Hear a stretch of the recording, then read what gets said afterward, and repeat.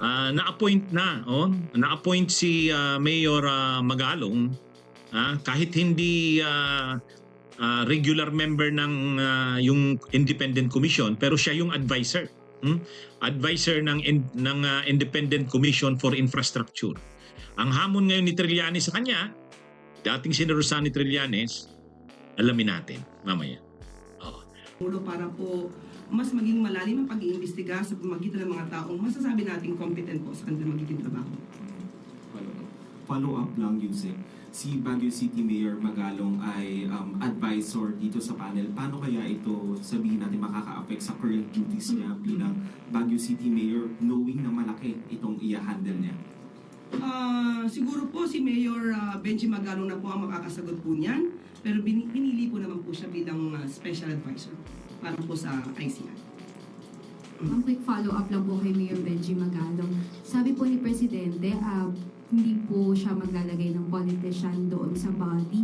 I-clarify lang po kung bakit po napili si Mayor Benjamin Magalong. And meron rin po kasing sinasabi si Congressman Zaldico na medyo may doubt kung si Mayor Magalong yung involved sa body dahil kung ano-ano na raw po yung sinasabi sa media bago pa mag-start yung investigation ng Independent Commission. Ang magiging papel po ni Mayor Benji Magalong ay special advisor. Hindi po siya kasama doon mismo sa 3-member commission at malaking magiging tulong din naman po kung ano po ang nalalaman ni Mayor Benji Magalong. So bigyan po natin siya ng pagkakataon. At ang pagkakataon pong ito ay dapat niyang ipakita sa taong bayan para mapagsilbihan kung anong interes ng taong bayan. Thank you po, Malacanang Press. Follow up lang din po, ma'am. Isa lang po, ma'am.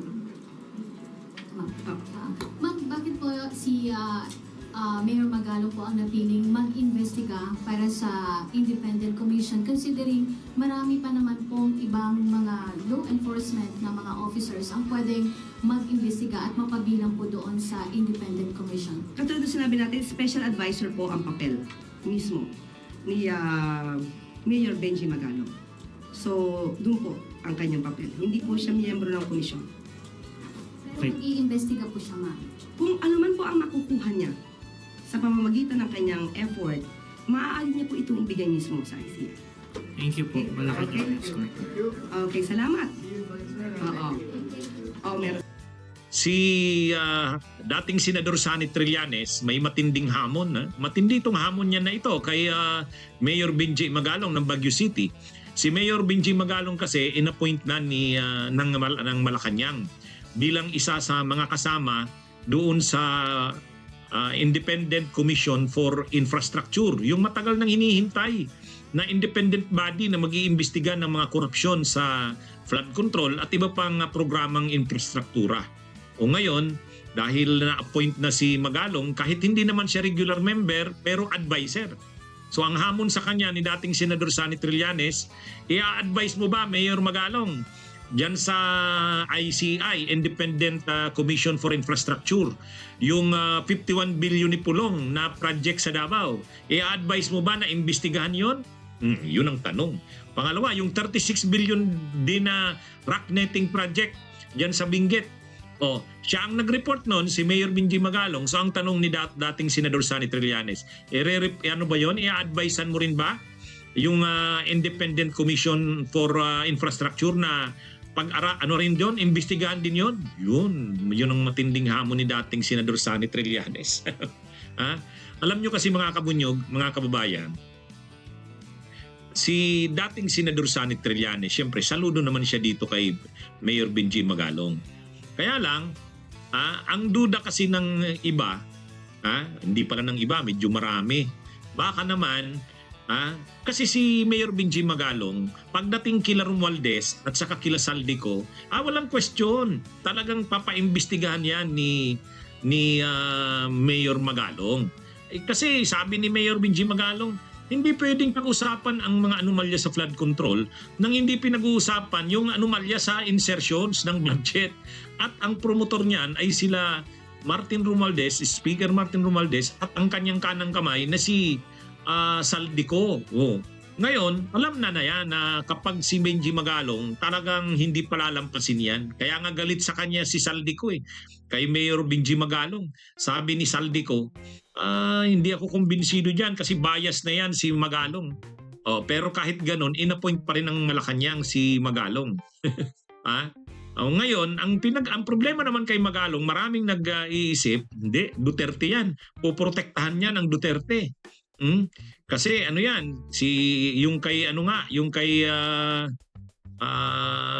kay Bongo, baka nga hindi imbestigahan yan kapag si Magalong daw ang naging napasama sa Independent Commission for Infrastructure. Anyway, kaya ang hamon ngayon ni dating Senador Sani Trillanes, ipikita niya na mali yung mga sa kanya, yung mga pag-agam-agam, yung mga medyo nagdududa kay Mayor Magalong, ipikita niya hindi totoo yun. At para ipikita yun ni Mayor Magalong, imbestigahan niya yung 51 billion.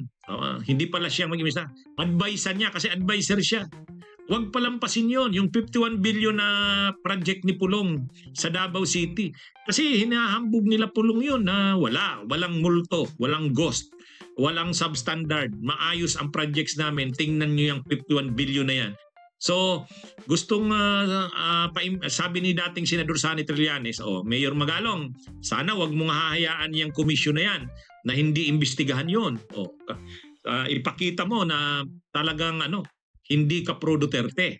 Parang ganon. Hindi naman sinabi na ganon na direkta ni dating Senador Sani Trillanes, pero ganon yung ibig niyang sabihin doon. Ang isa pa, yung rock netting, yung gilid ng bundok ng Benguet at saka Baguio, yung linagyan lang ng net yung side para mapigilan yung paghulog ng mga bato, rock netting, 36 billion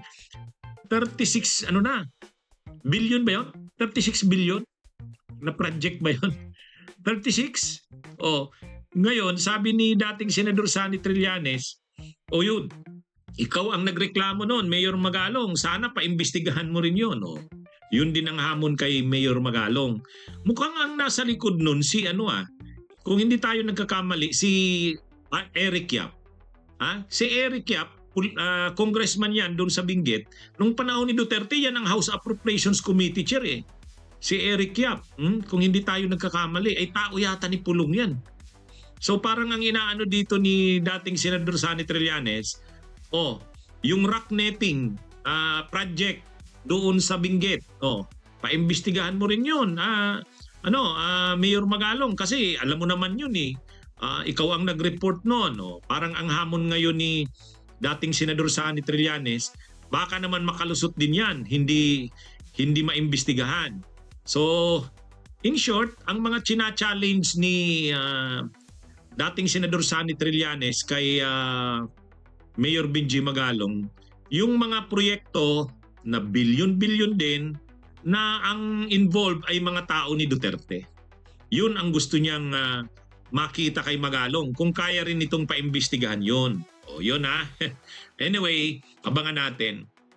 Bigyan natin ng benefit of the doubt si Mayor Magalong. Bunyog, bunyog, halikan na kasama ka. Bunyog, kapag buklod ay may pag-asa. Luzon, Visayas, Mindanao, isa ang pananaw. Sa bagong Pilipinas ang bunyog isisigaw.